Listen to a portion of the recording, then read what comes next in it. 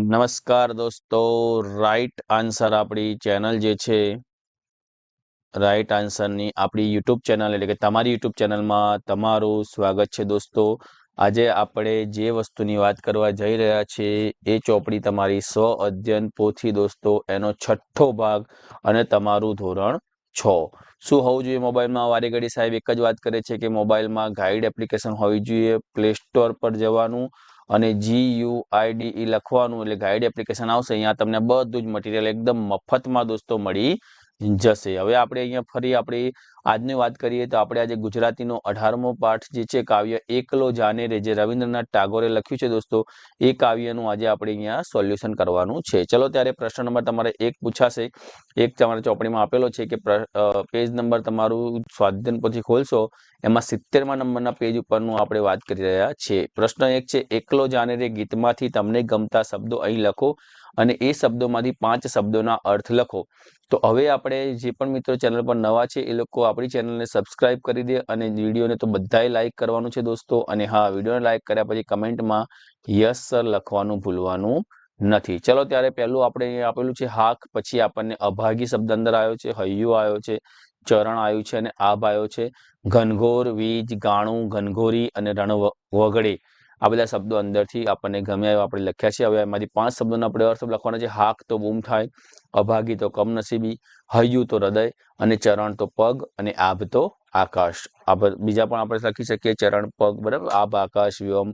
પ્રશ્ન નંબર 1 માં તમે લખેલા શબ્દ અને તેના આધારે વાક્ય લખો। અહીંયા આપણે 5 શબ્દ લખ્યા, એના આધારે આપણે વાક્ય બનાવવાના છે।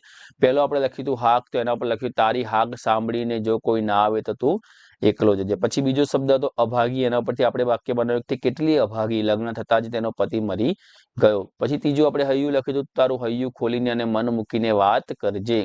ચોથું આપણે ચરણરજ મૂક્યું હતું, ચરણ શબ્દ મૂક્યો હતો તો તેણે મહાત્માની ચરણરજ માથે ચડાવી। અને પાંચમું આપણે લખ્યું હતું પિતાના મૃત્યુના આભ લખ્યું હતું આપણે શબ્દ હતો, તો પિતાના મૃત્યુના સમાચાર સાંભળી તેના માથે જાણે આભ તૂટી પડ્યું। તો આપણે 5 વાક્ય બનાવ્યા। હવે અહીંયા આપણને આપેલું છે કે એક સરસ મજાનું પ્રશ્ન નંબર 3 માં નીચે આપેલા ચિત્રનું વર્ણન 7-8 વાક્યમાં લખો। અહીં આપણને સરસ મજાનું ચિત્ર આપેલું છે અને નીચે આપણે એનું વર્ણન કરવાનું છે। તો આ ચિત્રમાં એક નાનું અને સુંદર ઘર બની રહ્યું છે।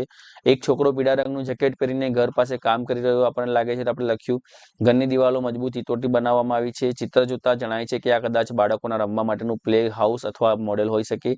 આ નાનકડું ઘર બગીચામાં અથવા તો ખુલ્લી જગ્યામાં બનાવવામાં આવી રહ્યું છે। તમને જે પણ મગજમાં આવે તમે 5 વાક્ય તમારી જાતે લખી શકો છો। ચલો પ્રશ્ન નંબર 4, એકલો જાને રે ગીતના આધારે વાક્ય ખરું છે કે ખોટું લખો।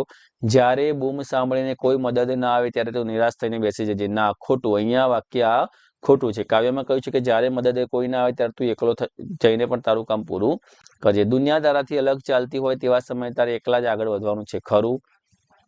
આ જુઓ ખોટું, આ ખરું। કવિએ ગીતમાં સંઘર્ષથી ડરવા માટે ઉપદેશ આપ્યો છે, ખોટું। નીડર બનવાનો ઉપદેશ આપ્યો છે। ગીતમાં જીવનમાં નિર્ભર રહેવાની પ્રેરણા આપી છે, નિર્ભર, ખોટું। અને આત્મનિર્ભર રહેવાની પ્રેરણા આપી છે, બીજા ઉપર નિર્ભર રહેવાની નહીં। ગીતમાં ભવિષ્યમાં જીતના વિશ્વાસ સાથે આગળ વધવાની સલાહ આપી છે, તો ખરું। ગીતમાં કવિ કઈ પરિસ્થિતિમાં એકલા જવાની વાત કરે છે, તો જ્યારે કોઈ મુશ્કેલ સમયમાં તમારી હાકલ સાંભળીને કોઈ સાથ આપવા ના આવે ત્યારે કવિ એકલા જવાની વાત કરે છે। એકલો જાને રે ગીતમાં મુખ્ય સંદેશ શું છે, તો સત્યના માર્ગે ચાલતી વખતે જો કોઈ સાથ ન આપે તો પણ ડર્યા વગર વિશ્વાસ સાથે એકલા જ આગળ વધવું જોઈએ। સૌનો દીવો એકલો થાઓ, આ વાક્યનો અર્થ શું થાય, તો જ્યારે ચારે બાજુ અંધકાર હોય, મુશ્કેલી હોય અને કોઈ જ સહારો ન મળે ત્યારે આપણે પોતે જ આપણો ગાઈડ બની જવાનું છે, આપણે પોતે જ આપણું માર્ગદર્શક બની જવાનું છે। તમે આપણી જોડે આપણી ખાલી ગાઈડ એપ્લિકેશન હશે તો આપણે એનો સહારો બનીને આપણે આપણું માર્ગદર્શક બનીને પોતાના અંતરના પ્રકાશથી આગળ વધવાનું છે। મનનું ગાણું ગાવા માટે કવિ શું કહે છે, તો જ્યારે બીજા લોકો ડરના કારણે ચૂપ થઈ જાય ત્યારે ડર્યા વગર તમારા મનનો અવાજ ઉઠાવવો જોઈએ અને એકલા જ મનનું ગીત ગાવું જોઈએ। અહીંયા પ્રશ્ન નંબર 6 ની અંદર એક સંવાદ આપેલો છે, નીચે આપેલા વિદ્યાર્થી અને શિક્ષકના સંવાદ તમારી ભાષામાં લખો। શિક્ષક કહે છે કે આ ગીતનો મુખ્ય સાર શું છે, તો જવાબમાં વિદ્યાર્થી કદાચ એવું કહે છે કે સત્યના માર્ગે ચાલતી વખતે ડરવું જોઈએ નહીં। શિક્ષક કહે છે સરસ બેટા, ગીતમાં કવિ કાંટા રાને અને તુફાની રાતનો ઉલ્લેખ શા માટે કર્યો છે, તો આ બંને સંકટના પ્રતીક છે, એટલે ગમે તેટલા રસ્તામાં કષ્ટો આવે, દુઃખ આવે તો આપણે લક્ષ્ય છોડવું જોઈએ નહીં। જવાબ આપે બાળકે વિદ્યાર્થીએ પછી પ્રશ્ન પૂછ્યો, સાહેબ કાવ્યમાં એકલો જાને રે એવું શા માટે કહે છે? સાહેબ શિક્ષક કહે છે કે સારા કામમાં બીજાની રાહ જોઈને બેસી રહેવા કરતા આત્મવિશ્વાસથી આપણે એકલા આગળ વધવું જોઈએ. બીજાના ભરોસે બેસી રહે તો આપણું કામ થાય નહીં. હવે પ્રશ્ન નંબર 7, તમારી સૂચના મુજબ ઉત્તર છે કે તમારી પરિચિત સ્થળનું નામ લખો. તો અહીં આપણા દરેક ગુજરાત રાજ્યના ખૂણે ખૂણેથી આપણા વિડીયો જોઈ રહ્યા છે જિલ્લામાંથી, તો હું એક સ્થળનું નામ લખીશ તો કોપી થઈ જશે. બધા બેઠે બેઠે એ સ્થળનું નામ લખશે. અહીંયા તમારા જે પણ તમે પરિચિત સ્થળ જાણતા હોય, તમે ક્યાંય ફરવા ગયા હોય, તમારા વિસ્તારનું કોઈ પરિચિત સ્થળ હોય, તમારું શેરી, ગામ, શહેર કે અન્ય કોઈ સ્થળ હોય, તો તમે એ નામ લખવાનું છે. એના વિશે 2 વાક્ય લખવાના છે. તમને કેમ ગમે છે, તમારી યાદો શું છે. ધારો કે તમે કોઈ જગ્યાએ રહેતા હોય, ત્યાં કોઈ ફળિયું હોય તો તમે ત્યાં લખી શકો કે આ ફળિયામાં અમે મિત્રો સાથે રમતા હતા. કોઈ જગ્યાએ તમે ફરવા ગયા હોય તો લખાય કે આ સાથે અમે મિત્રો સાથે ફરવા ગયા હતા, પરિવાર સાથે ફરવા ગયા હતા. બરાબર. સ્થળનું નામ અને વિશેષતાના આધારે તેનો પરિચય લખો. ધારો કે કોઈ સ્થળ છે, એનું કોઈ ખાસ, એનું કોઈ વિશેષતા છે કે એની કોઈ ખાસિયત છે, તમે એના વિશે લખી શકો છો.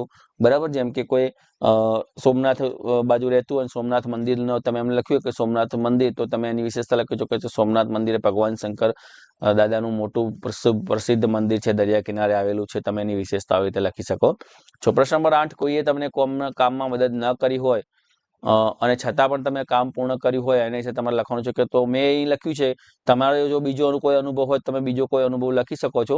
મેં અહીંયા અનુભવ એવો લખ્યો છે કે ભાઈ, એક વખત શાળાના વિજ્ઞાન મેળામાં મારો જોડીદાર અણીના સમયે બીમાર પડી ગયો અને એ વખતે મેં મારા બીજા મિત્રોને કહ્યું કે ભાઈ મને પ્રોજેક્ટ પૂરો કરવામાં મદદ કરો, પરંતુ કોઈ તૈયાર થયું નહીં. તો એવા સમયે મેં એ બધા બહાના બતાવવા માંડ્યા, પણ પછી મેં એકલાએ એ પ્રોજેક્ટ પૂરો કરીને વિજ્ઞાન મેળામાં બીજો નંબર પ્રાપ્ત કર્યો હતો. તો આવો એક મેં અનુભવ લખ્યો છે. અહીંયા પ્રશ્ન નંબર 9 ની અંદર દોસ્તો એક બસ મુસાફરની ટિકિટ આપેલી છે, જીએસઆરટીસી ની ઉપલેટાની. બરાબર. ટિકિટનો નંબર છે, તારીખ છે, સમય છે, ઓર્ડિનરી છે, રાજકોટ થી ગોંડલ હાઈવે જવાય છે, ડિસ્ટન્સ એટલે કે 36 કિલોમીટર છે, ટોલ 3 રૂપિયા છે, ટોલ 3 છે. બરાબર. ફૂલ એક ટિકિટનો છે, 30 રૂપિયા ભાવ છે. અને અહીંયા બાકી બધી નોટ ટ્રાન્સફરેબલ ની બધી વિગતો લખી છે. તો અહીંયા આપણને પૂછ્યું છે ટિકિટનો દર કેટલો છે અને કેટલા મુસાફરે યાત્રા કરી. તો ટિકિટનો દર દોસ્તો 30 રૂપિયા છે અને એક મુસાફરે યાત્રા કરી છે. આ બસ કયા ડેપોની છે? તો આ બસ જો ઉપલેટા ડેપોની છે. બરાબર. જો તમે આ બસમાં મુસાફરી કરી હોય તો કઈ તારીખ અને કયા સમય? તો આ બસ 13/4/2020 13/6/2020 અને સાંજના 12:04 4:43 આ બસ ની મુસાફરી આપણે કરી છે. બસ કુલ કેટલા કિલોમીટર ચાલશે? તો જો ડિસ્ટન્સ લખ્યું છે 36 કિલોમીટર, તો બસ 36 કિલોમીટર ચાલશે. બસમાં મુસાફરી કરવાનો અનુભવ કેવો રહ્યો? તો બસમાં મુસાફરી કરવાનો ખૂબ જ મજા આવી. રાજકોટ થી ગોંડલ હાઈવેનો રસ્તો હતો, રસ્તામાં પ્રકૃતિનો આનંદ માણ્યો. તમે લખી શકો છો જો આમાં જે પણ લખવું હોય તમારો.